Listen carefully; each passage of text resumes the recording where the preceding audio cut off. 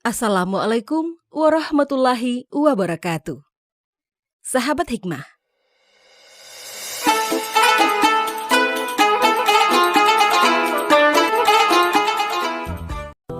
Al-Quran banyak mengisahkan dalam sebuah cerita untuk menyampaikan pesan-pesannya. Di antaranya adalah kisah menarik tentang penghuni sebuah negeri yang disampaikan pada surat Yasin.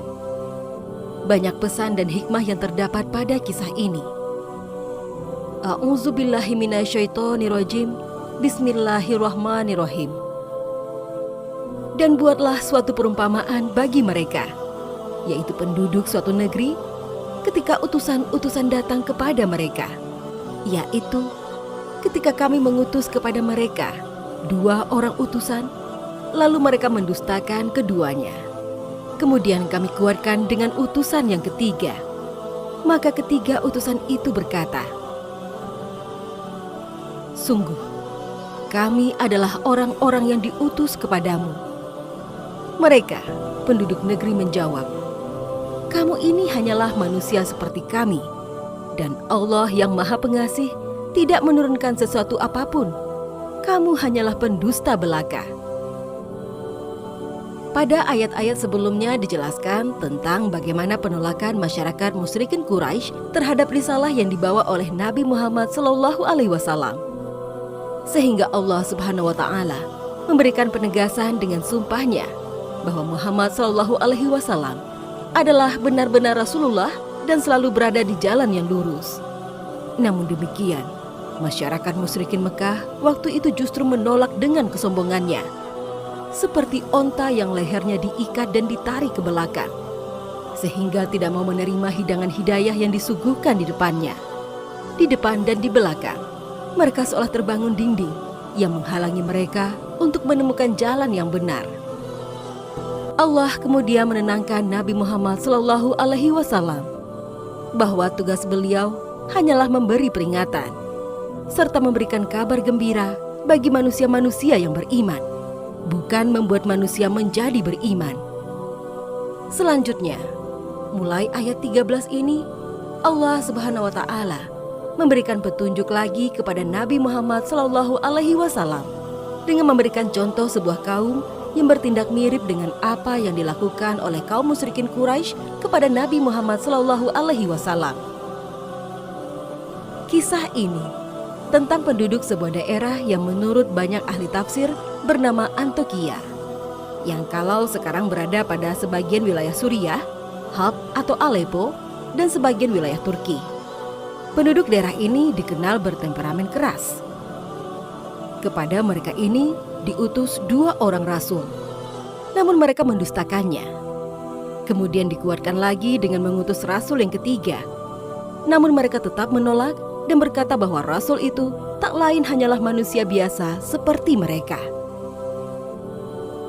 Menurut mereka, Tuhan yang Maha Pengasih tidak mungkin mengirimkan utusan yang membawa risalah yang membebani mereka. Atau kalaupun perlu, mereka congkak dengan menganggap dirinya lebih hebat dari para utusan Allah tersebut.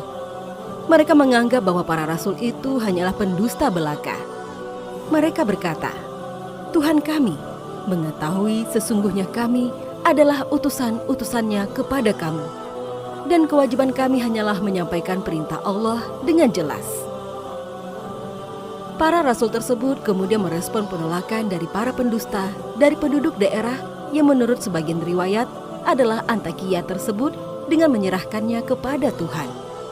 Dan seandainya kami dusta terhadapnya, tentulah dia akan menghukum kami dengan siksaan yang keras.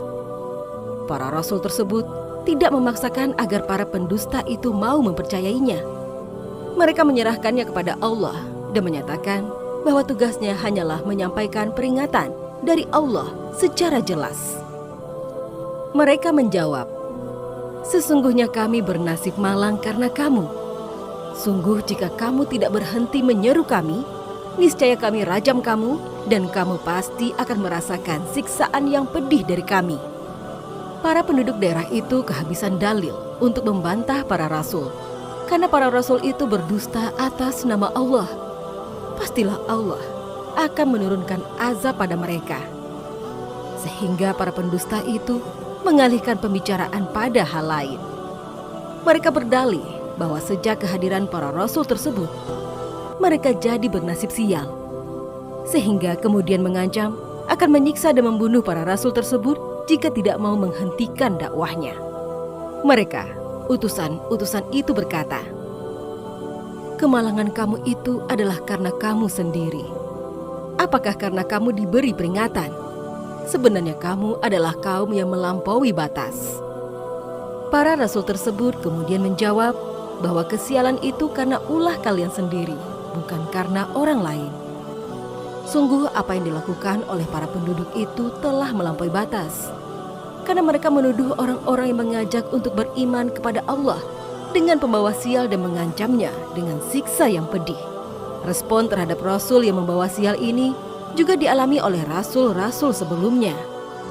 Misalnya apa yang disampaikan oleh Fir'aun pada Nabi Musa alaihissalam pada surat Al-A'raf ayat 131, atau yang dialami oleh Nabi Soleh pada surah An'am pada ayat 47, juga yang diterima oleh Nabi Muhammad SAW pada surah An-Nisa ayat 78. Dan datanglah dari ujung kota seorang laki-laki dengan bergegas, dia berkata, "Wahai kaumku, ikutilah utusan-utusan itu. Ikutilah orang yang tidak meminta imbalan kepadamu, dan mereka adalah orang-orang yang mendapat petunjuk." Penolakan masyarakat pada para rasul itu mendorong seseorang lelaki yang berasal dari ujung kota untuk menasehati mereka. Dalam riwayat disebutkan bahwa lelaki tersebut bernama Habib An-Najjar, seorang yang dulunya adalah pendosa dan kemudian bertaubat dan mengikuti ajaran Nabi Isa alaihi salam. Dia menasehati kaumnya agar mereka mengikuti ajakan para utusan yang mengajak pada petunjuk dengan tanpa pamrih apapun. Terdapat beberapa hal menarik dari ayat ini, antara lain disebut di sini seorang lelaki dari ujung kota. Mengapa ujung kota? Kenapa bukan di tengah kota? Hal ini mungkin mengisyaratkan kebersihan hati orang yang tidak berada di tengah kota, yang seringkali penuh dengan konflik kepentingan. Orang yang tidak terlibat dalam konflik kepentingan akan dapat berpikir lebih jernih dalam melihat hakikat persoalan. Sedangkan orang yang berada di dalam konflik kepentingan, maka pikirannya akan memiliki bias konfirmasi yang akan membuat kesalahan-kesalahan dalam menilai dan mengambil keputusan. Salah satu karakteristik pendakwah yang perlu diikuti adalah ketiadaan pamrih.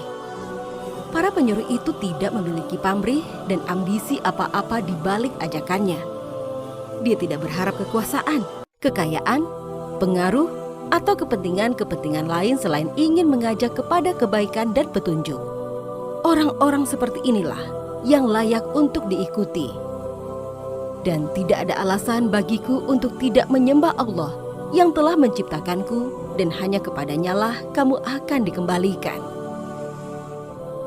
Mengapa aku akan menyembah Tuhan-Tuhan selainnya? Jika Allah yang Maha Pengasih menghendaki bencana terhadapku, pasti pertolongan mereka tidak berguna sama sekali bagi diriku, dan mereka juga tidak dapat menyelamatkanku.